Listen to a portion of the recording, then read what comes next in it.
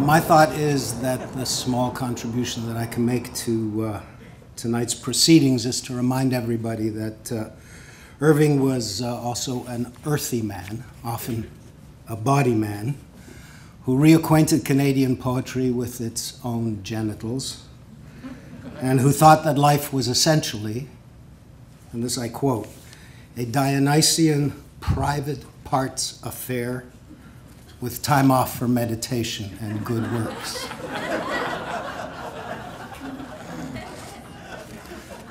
Now, unlike most people here, I was not an adult when I first became acquainted with Irving, but a kid.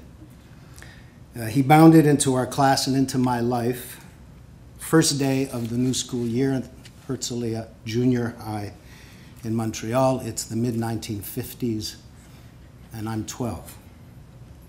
Canada has just come out of the Second World War with its world standing considerably enhanced and its culture poised to shake off the dust of mediocrity and colonialism, and leading the charge in a world of poetry is none other than Irving Layton, gadfly, provocateur, who by virtue of the post-war McCarthy chill finds himself making a living as a class teacher in an obscure parochial school devoted to the preservation of Jewish culture and history after the Holocaust. But all that is something that I learned subsequently. In the moment, all I knew was that Mr. Layton was some kind of a modern poet, which seemed to mean mostly that the lines didn't rhyme. And he got to use a lot of forbidden words. And thus it was that the words breast, buttocks, and phallus came into my vocabulary. And it's from that point of view of an amazed but entirely willing young boy, and later young man, that I would like to read you these few poems. The first one's called Misunderstanding. I placed my hand upon her thigh. By the way she moved away, I could see that her devotion to literature was not perfect.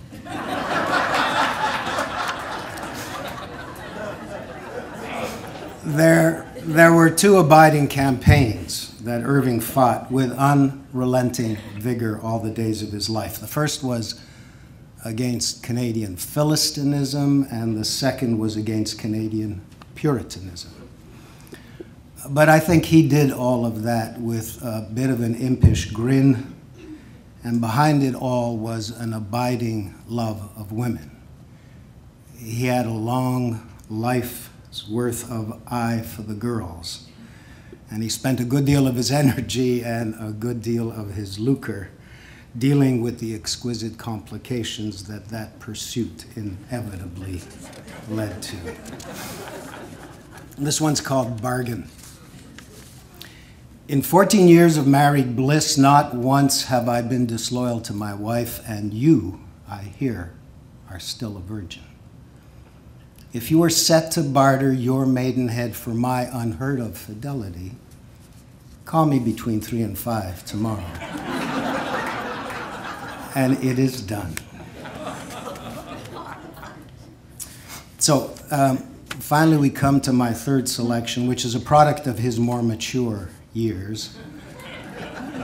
By that time, I'd come to understand that Irving's importance was not only as an energetic and inspiring teacher, but as the acknowledged showman, leader of an important movement, not only in Canadian letters, but in world letters.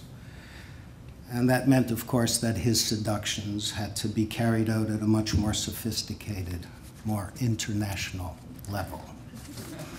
And so I give you Seduction of and by a Civilized Frenchwoman.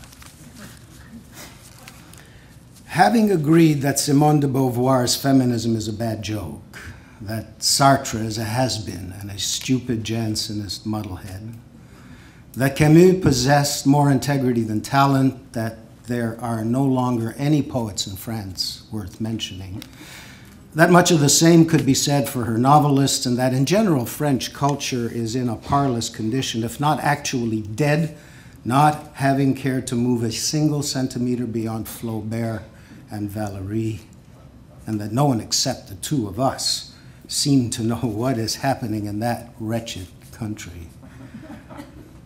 Having agreed politely to disagree about Hemingway, Rimbaud, Hölderlin, Nietzsche, Brecht, Lawrence, Moravia, Jaspers, Kafka, Strindberg, and Pasternak's Dr. Zhivago, having dismissed politics as a bêtise and religion as a folie, and having inevitably but cautiously left the high ground of literacy and philosophical discussion to speak of more personal, more mundane matters, i.e. one's dissatisfactions with conventional marriage, one's adulteries, fornications, venereal diseases.